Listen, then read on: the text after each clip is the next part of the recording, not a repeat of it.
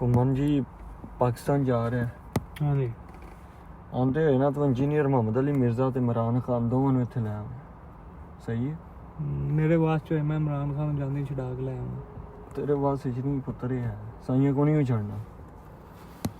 ਓਏ ਗਈ ਘੁੰਮਤ ਚੋਰੀ ਖਤਮ ਹੈ ਹੁਣ। ਕਿਹਦੀ? ਇਮਰਾਨ ਖਾਨ ਹੋਣਾ ਬਾਹਰ ਆ ਵੀ ਗਿਆ ਫਾਇਦਾ। ਓਏ ਬੱਬਰ ਸ਼ੇਰ ਬੱਬਰ ਸ਼ੇਰ ਤਾਂ ਹੀ ਕਹਿ ਦੇ। ਤੁਹਾਨੂੰ ਡਰ ਹੈ ਨਾ ਉਹਦਾ? ਤੁਹਾਨੂੰ ਡਰ ਹੈ? ਸਾਨੂੰ ਨਹੀਂ ਡਰ, ਸ਼ੇਰਾਂ ਕੋ ਡਰ ਹੀ ਹੁੰਦਾ ਹੈ। ਇਹ ਜਿਹੜੇ ਮਤਲਬ ਨਿੱਕੇ ਮੋਟੇ ਜਾਨਵਰ ਹੁੰਦੇ ਨੇ ਨਾ, ਹਾਂ ਨਿੱਕੇ ਮੋਟੇ ਖੋਤਿਆਂ ਨੂੰ ਡਰ ਹੁੰਦਾ। ਖੋਤਿਆਂ ਨੇ ਸ਼ੇਰ ਅੰਦਰ ਕਰਤੇ।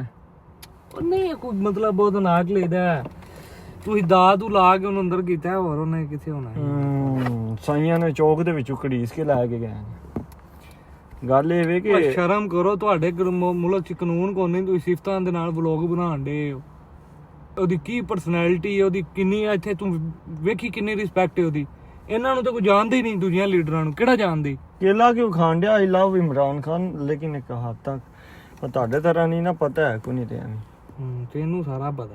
ਮੈਨੂੰ ਕੋਈ ਨਹੀਂ ਪਤਾ, ਛੋਟੇ ਕਰਾਵੇ ਮੈਨੂੰ ਕੋਈ ਨਹੀਂ ਪਤਾ ਸਿਆਸਤ ਦਾ, ਮੈਨੂੰ ਤਾਂ ਪਤਾ ਹੀ ਨਹੀਂ। ਲੇਕਿਨ ਖਾਨ ਦੇ ਚ ਐਸੀ ਏਡੀ ਵੀ ਕੋਈ ਗੱਲ ਨਹੀਂ ਹੈ। ਸਿਰਫ ਨਵਾਜ਼ ਸ਼ਰੀਫ ਹਰਨ ਨਾਲੋਂ ਬਿਹਤਰ ਹੈ ਥੋੜਾ ਜਿਹਾ, ਏਡੀ ਕੋਈ ਖਾਸ ਗੱਲ। ਬਿਹਤਰ ਹੀ ਹਰ ਬੰਦਾ ਤਲਾਸ਼ ਕਰਦਾ।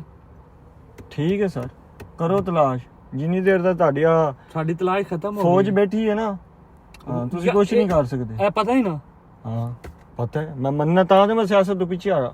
ਇਮਰਾਨ ਖਾਨ ਨੇ ਪਿਛਲੇ ਇਲੈਕਸ਼ਨ ਕਿੰਨੇ ਜਿਤਾਇਆ? 10 ਇਮਾਨਦਾਰੀ ਨਾਲ। ਚਲੋ ਮੈਂ ਇਹ ਤੇ ਗਲਤ ਗੱਲ ਹੈ ਨਾ। ਮੈਂ ਜਿਤਾਇਆ, ਮੇਰੀਆਂ ਤਕਰੀਰਾਂ ਨੇ। ਮੈਂ ਮਾਮਾ ਮੈਂ ਬੜੀ ਕੰਪੇਨ ਕੀਤੀ ਇਹਦੇ ਨਾਲ ਹੋ ਕੇ, ਬਾਅਦ ਦੇ ਪਿੱਛੇ